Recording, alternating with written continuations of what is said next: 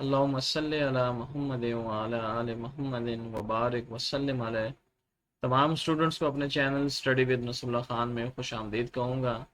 Students, आज की जो video accounting ratios advance accounting Sohail Afzal की बुक पे होने जा रही है। दो क्वेश्चंस हम इसके डिस्कस कर चुके हैं और आज हम क्वेश्चन नंबर 3 इसका डिस्कस करेंगे। तो लेट्स स्टार्ट आवर वीडियो।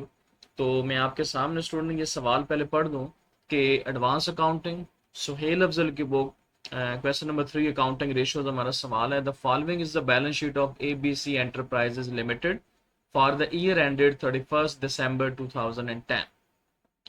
हमें जो डिटेल्स अवेलेबल हैं जिसमें हमें लाइबिलिटीज़ हैं 2 लाख की, कैपिटल रिजर्व है, 12% डिवेंचर्स हैं, प्रॉफिट एंड लॉस अकाउंट है, सैंड्री क्रेडिटर्स है, provision for taxation and bank overdraft. तो ये हमारे पास कुछ लाइबिलिटीज की पोजीशन है। बिल्कुल उसी तरीके से हमें एसेट्स भी अवेलेबल हैं जिसमें गुडविल है, फिक्स्ड एसेट्स हैं, स्टॉक है, इन्वेस्टमेंट है, लूज टूल्स हैं, कैश है। तो स्टूडेंट ये हमारे पास चंद डिटेल्स एसेट्स और लाइबिलिटीज की, यानी कि एक बैलेंस शीट हमारे सामने अवेलेबल है एबीसी एंटरप्राइजेस की। और इसमें से जो हमें रिक्वायर्ड की जा रही हैं, जो रेशियोज जो हमने इसमें से बनानी है कि show the full working, calculate the following ratios, जिसमें उसने हमसे करंट रेशियो डिमांड की है, इसी तरह लिक्विड रेशियो डिमांड की है, प्रोप्राइटरी रेशियो है, डेट इक्विटी रेशियो है और रिटर्न ऑन इक्विटी रेशियो है। तो स्टूडेंट ये 5 रेशियोज हमसे डिमांड की जा रही हैं। इंपॉर्टेंट सवाल है पेपर पॉइंट ऑफ व्यू से। अक्सर जब आप 5 ईयर्स को देखेंगे तो आपको ये 2 रेशियोज तो लाजमी मिलेंगे जिसमें करंट रेशियो और लिक्विड रेशियो है। तो स्टूडेंट हम इसके सोल्यूशन की तरफ जाते हैं और सबसे पहले हम करंट रेशियो की तरफ आते हैं कि ये कैसे कैलकुलेट करेंगे। तो हमारे पास स्टूडेंट करंट रेशियो का जो फार्मूला है, current assets divided by current liabilities, ये हमारा इसका फार्मूला है। और कौन कौन सी, अब ये स्टूडेंट ये हमारे पास पूरा एक सोल्यूशन है। बिल्कुल एग्जाम में आप इस तरह सॉल्व कीजिएगा कि आप बाकायदा वर्किंग शो कराएं जिसमें आपने शो कराना है कि करंट एसेट्स कौन कौन से हैं। तो जब आप क्वेश्चन की तरफ मूव करते हैं तो आप देखिएगा कि हमें स्टॉक अवेलेबल है करंट एसेट्स में, शॉर्ट टर्म इन्वेस्टमेंट है, इसी तरह कैश है, क्योंकि लूज टूल इसमें शामिल करंट एसेट्स में एटलीस्ट शामिल नहीं होते। तो स्टॉक, इन्वेस्टमेंट एंड कैश, इन तीनों को हमने प्लस किया, अमाउंट आ गई 1,40,000। ये हमारे टोटल करंट एसेट्स आ गए। बिल्कुल इसी तरीके से स्टूडेंट्स अब हम करंट लाइबिलिटीज कैलकुलेट करेंगे। और जो स्टूडेंट फाइनल अकाउंट कर चुके हैं तो वो तो बहुत अच्छी तरीके से इनको जान गए होंगे। और अगर जो स्टूडेंट्स नए हैं और उनको जरा डिस्टिंक्शन में प्रॉब्लम आ रही, तो स्टूडेंट्स मेरा फाइनल अकाउंट्स की वीडियोस के ऊपर कंप्लीट लेक्चर मौजूद है जिसके अंदर मैंने ये बताया कि कौन कौन से एसेट्स हैं, कौन कौन सी लाइबिलिटीज़ हैं, कौन कौन से डायरेक्ट इनकम हैं, डायरेक्ट एक्सपेंसेस हैं, और इसी तरीके से इनडायरेक्ट एक्सपेंसेस कौन कौन से हैं। तो वो वीडियो आप देख सकते हैं, तो आपको रेशियोज में बहुत ज़्यादा हेल्प उससे मिलेगी। तो इस सवाल में स्टूडेंट हमारे पास जो करंट लाइबिलिटीज़ हैं जिसमें सन्ड्री क्रेडिटर्स हैं, provision for taxation and bank overdraft, ये हमारी करंट लाइबिलिटीज होती हैं। ये स्टूडेंट हमने इसकी कैलकुलेशन की और ये जो टोटल करंट लाइबिलिटीज हैं ये भी 1,40,000 की अमाउंट आ गई। अब स्टूडेंट हम इनको पुट करते हैं इस फार्मूले के अंदर। आप देखें कि करंट एसेट्स भी 1,40,000 है। When we divide this current asset to current liabilities which is also 1,40,000, the remaining answer will be 1। और ये जो रेशियो 1 मैंने लगाया हुआ, बेसिकली ये करंट रेशियो का स्टैंडर्ड होता है। ये आपने साथ लगाना जो ये बताता है कि एक एसेट्स के लिए एक लाइबिलिटी मौजूद है। तो स्टूडेंट ये हुआ जी करंट एसेट्स का आंसर, और ये हम साथ साथ आंसर भी टैली करें तो दिस इज द 1:1, आंसर 1 का ये आ गया। अब आ गया जी स्टूडेंट हमारा next move, we move on to the second ratio requirement which is liquidity ratio. And the formula for the liquidity ratio is liquid assets divided by current liabilities. तो व्हाट आर लिक्विड एसेट्स? तो student मेरे पास जो मैंने इसके lecture number 1 जो ratios का upload किया था उसके अंदर मैंने सारे फार्मूलाज लिखे हुए थे। तो स्टूडेंट्स से मैं यही रिक्वेस्ट करूंगा कि एक मरतबा ज़रूर उन फार्मूलाज को गो थ्रू करें, और जब वो फार्मूलाज आपके सामने होंगे तो रेशो हल करना बहुत ही आसान होगा। तो बहरहाल यहाँ हम जरा हल करते हैं। लिक्विड एसेट्स में क्या क्या होंगे, इसमें इसका फार्मूला होता है करंट एसेट्स जो हमने अर्लियर कैलकुलेट की है 1,40,000, this is current asset, minus stock and minus prepaid. आप जब सवाल में गौर करें तो स्टॉक हमें अवेलेबल है 60,000 जबकि प्रीपेड नहीं है, तो हम स्टॉक को ही लेस करके जो रिमेनिंग आंसर 80,000 ये आ गया। और current liabilities we have already calculated which is 1,40,000, ये सेम हमने यहाँ शो कराई। अब ये आंसर हम इसमें पुट करते हैं। जो हमारा लिक्विड एसेट्स है विच इज 80,000 और जो करंट लाइबिलिटीज हैं वो 1,40,000। When we divide 80,000 to the 1,40,000, the remaining answer will be 0.57, which is your liquidity ratio. And we put ratio 1 sign with them because the liquidity ratio standard is 1 as compared to current ratio. तो बिल्कुल उसी तरीके से 0.57 ratio 1 आपने इसका, असल हमारा answer 0.57 है, हम यहाँ पे बुक से भी आंसर टैली कर दें। ये देखें जी रेशो नंबर 2 लिक्विडिटी रेशो, और ये इसका आंसर है 0.57।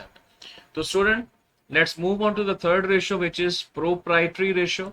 The formula for the proprietary ratio is shareholder fund divided by total assets. तो what is shareholder fund, एक दफ़ा दोबारा मैं स्टूडेंट्स को रिमाइंड करवा दूं कि ज़रूर वो वीडियो देखें जिसमें मैंने सारे फार्मूलाज शो करवाए हैं, आपके लिए आसानी रहेगी।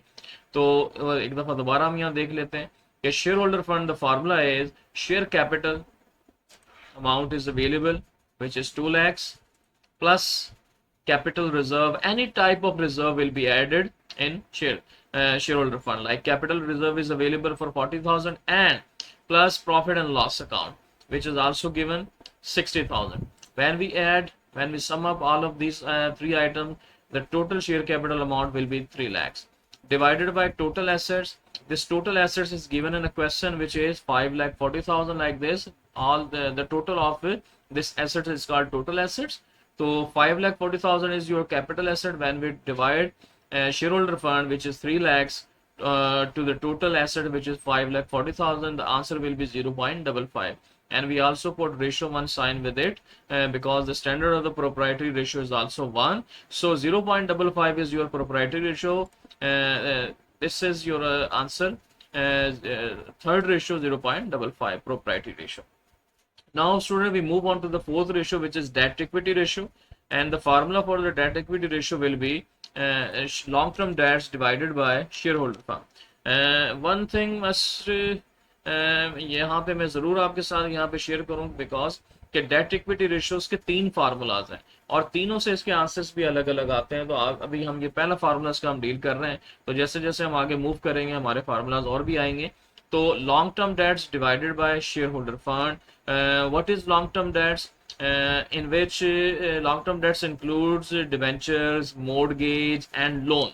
So in this question only debentures is available and there is no mortgage, there is no loan. So in long term debts we only take the amount of debentures, which is 1 lakh. Now the shareholder fund, we have already calculated this amount, which is 3 lakhs. Now let's move to the formula.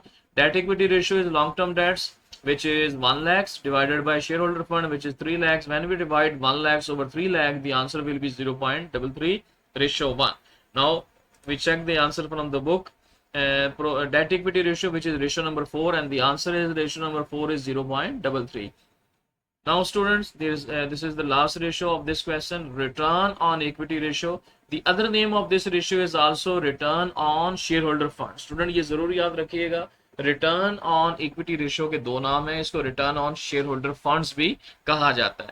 और इसका जो formula है return on equity ratio का या return on share holder fund का, this will be net profit after tax divided by shareholder fund multiplied by 100. Now what is net profit after tax? This will be given in a question. और हम जब question की तरफ move करते हैं, this profit and loss account, दोबारा मैं याद कर रहा हूँ, जो स्टूडेंट फाइनल अकाउंट करते आ रहे हैं, आप जानते हैं कि लाइबिलिटीज में हम वो प्रॉफिट लिखते हैं जो अप्रोप्रिएशन अकाउंट से आया होता है और हम उसको लाइबिलिटीज में, यानी कि ये वो फाइनल प्रॉफिट होता है जिसमें से जो टैक्सेशन और जो टैक्स वगैरह जो है अमाउंट वो लेस हुई होती है। तो गोया हमारे पास ये जो प्रॉफिट एंड लॉस अकाउंट की अमाउंट है 60,000, तो ये आफ्टर टैक्स ही है। 60,000 divided bye share holder fund, ये अमाउंट हम ऑलरेडी कैलकुलेट कर चुके हैं और मल्टीप्लाई बाय 100 इसके साथ लगता है। तो when we divide 60,000 divided by 3 lakhs multiply by 100, the answer will be 20% because we use 100. So return on equity ratio is 20%, which the answer will be checked from the question. Ratio number 5 and ratio number 5, which is 20%. In this way we have calculated all 5 ratios in a very convenient way. उम्मीद करता हूँ आपको समझ भी आई होगी. Any student have query, please feel free to contact me. This is my channel. If you are new to my channel, please subscribe Study with Nasrullah Khan, so that इस तरह की मजीद इंफॉर्मेटिव वीडियो आपको मिलती रहे।